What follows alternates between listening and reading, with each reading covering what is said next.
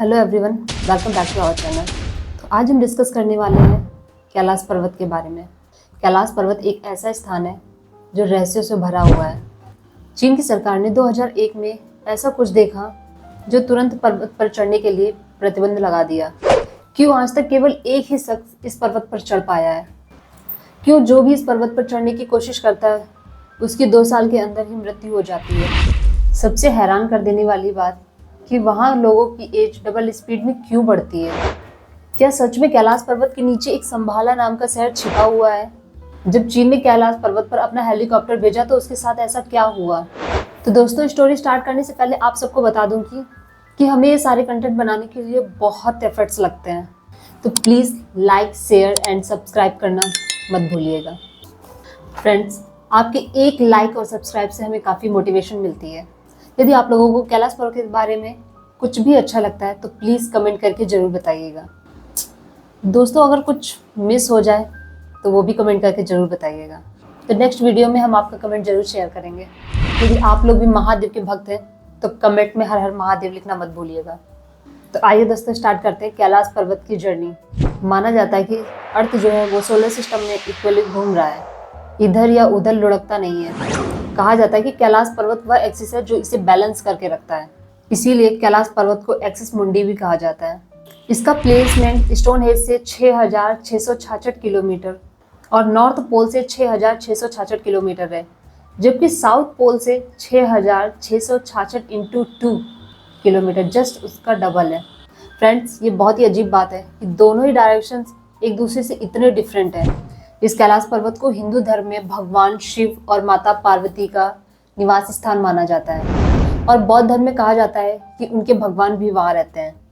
कहते हैं कई पर्वतारोहियों ने इस पर्वत पर चढ़ने की कोशिश की है, लेकिन कोई उसकी चोटी तक पहुँचने में सफल नहीं हो पाया। और जो माउंटेनियर इस पर्वत पर चढ़े थे उनका कहना है कि जब हम कैलाश पर्वत पर चढ़ रहे थे और 5 दिनों तक चढ़ते रहे, उसके 3 दिन बाद हमें समझ आया कि हम 2.5 दिन चढ़ रहे थे और 2.5 दिन उतर रहे थे, क्योंकि वहाँ का जो डायरेक्शन है वो अपने आप चेंज होता रहता है, तो लोगों को पता ही नहीं चल पाता है। जबकि फ्रेंड्स, ये माउंटेनियर बहुत ही एक्सपीरियंस्ड हैं। ये काफ़ी डेंजरस और बहुत ऊंचे ऊंचे पर्वतों पर चढ़े हुए हैं। वे माउंट एवरेस्ट पे भी चढ़े हैं, जो कैलाश पर्वत से 2,200 मीटर ऊंचा है, पर वे कैलाश पर्वत नहीं चढ़ पाए। उनका कहना है कि वहाँ कोई दिव्य शक्ति है जो उन्हें उस पर्वत पर चढ़ने से रोकती है। जब वे माउंटेनियर्स वापस आए तब उन्होंने बताया कि लोगों के बाल और नाखून जितने 2 हफ्ते में बढ़ते हैं, वहाँ केवल 2 दिन में बढ़ जाते हैं। वहाँ लोगों की एज डबल स्पीड में बढ़ती जाती है और ये भी कहते हैं कि वहाँ चढ़ने वाले लोगों की मृत्यु 2 साल के अंदर ही हो जाती है। वहाँ कोई भी कैंपस सैटेलाइट काम नहीं करता है। इसका अभी तक हमारे साइंस के पास भी कोई जवाब नहीं है कि ऐसा क्यों होता है। जैसा आप सभी लोगों को पता है कि कैलाश पर्वत के पास में ही 2 झीलें हैं, एक है मानसरोवर और दूसरा है राक्षस ताल। हमारा जो मानसरोवर लेक है उसके बारे में बहुत सी बातें हैं। लोग ये भी कहते हैं कि वहाँ एलियन है। कुछ लोग कहते हैं कि वे एलियन नहीं है, बल्कि कैलाश में जो सप्त ऋषि रहते हैं वे ब्रह्म मुहूर्त में आते हैं और उस मानसरोवर में स्नान करके वापस चले जाते हैं। अब बात करते हैं राक्षस ताल की। राक्षस ताल पृथ्वी से इतनी ऊंचाई पर होने के बाद भी उसका जल बहुत खारा है। उसके आसपास कोई भी जीव या पौधे जीवित नहीं रहते हैं और उस ताल में बहुत तेज तेज से लहरें उठती रहती हैं। वहीं मानसरोवर जो बिल्कुल उसके पास में ही है, उसका जल बहुत ही मीठा है। उसके आसपास पौधे भी निकलते हैं, जीव भी रहते हैं, लेकिन एक खास बात है कि उसमें कभी लहरें नहीं उठती हैं। वो जल एकदम शांत रहता है। कहते हैं कि मानसरोवर में नहाने से लोग पाप मुक्त हो जाते हैं, क्योंकि ये वही मानसरोवर है जो स्वयं ब्रह्मा जी ने इसका निर्माण किया था। इसके बाद ये पृथ्वी पर लाई गई। आप लोग को नहीं लगता है कि इतने ऊंचे पहाड़ों में ये पानी कभी बर्फ नहीं बनता है? लोगों का मानना है कि राक्षस ताल में रावण स्नान करके भगवान शिव की तपस्या करता था। तपस्या करने के दौरान रावण ने अपने एक एक करके 9 सिर काट दिए थे। 10वां सिर काटने ही जा रहे थे तभी भगवान शिव ने रावण को दर्शन दिए और उन्हें वरदान दिया। रावण के सिर काटने की वजह से वह ताल दूषित हो गया, जिससे उसका नाम राक्षस ताल पड़ा। तो दोस्तों, कैलाश पर्वत एक मिस्ट्री डिवाइन है। माना जाता है कि स्वर्ग तक जाने का जो रास्ता है वो कैलाश पर्वत से ही होकर जाता है। या माना जाता है कि वो जो स्वर्ग की सीढ़ियाँ बनी, स्वर्ग तक पहुँचने की जो सीढ़ियाँ हैं वो रावण ने बनाई थी। इस कैलाश पर्वत से कुछ ध्वनियां निकलती हैं और वह ध्वनि ओम और भगवान शिव के डमरू की आती है।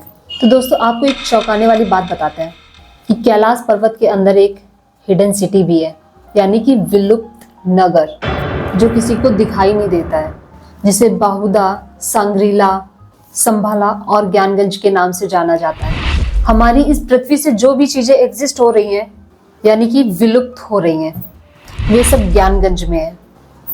दोस्तों माना जाता है कि जब ये कलयुग खत्म होगा, फिर से सतयुग की स्थापना होगी, तब ये विलुप्त प्राणी फिर से पृथ्वी पे लाए जाएंगे और फिर से संसार का निर्माण किया जाएगा। आज तक इस पर्वत की चोटी पर कोई चढ़ नहीं सका, मगर एक व्यक्ति है दोस्तों जो पर्वत की चोटी तक पहुंचा।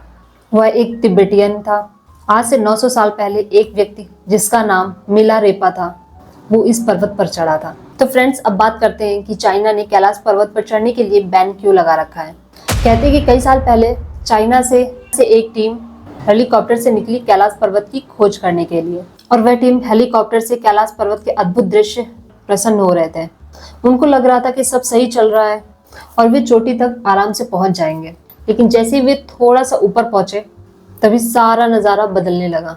अचानक से वहां बहुत सारे बादल हेलीकॉप्टर को घेरने लगे और बिजली चमकने लगी, तेज बर्फबारी भी शुरू हो गई और हवा का दबाव भी बढ़ने लगा, जिससे हेलीकॉप्टर को नियंत्रित करना और भी मुश्किल होने लगा।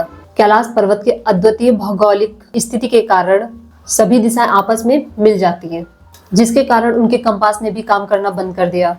तो फ्रेंड्स उनके पास कोई भी विकल्प नहीं बचा, तो उन्होंने वापस आने का निर्णय लिया और वे वापस लौट आए। उसके बाद चीन के गवर्नमेंट ने उस पर चढ़ने से पर प्रतिबंध लगा दिया। तो दोस्तों ये थी कैलाश पर्वत की कुछ रहस्यमयी बातें जो मैं आप सबके सामने लेकर आई हूँ। उम्मीद है आपको ये वीडियो पसंद आया हो। मिलते हैं किसी और वीडियो में, तब तक के लिए राधे राधे।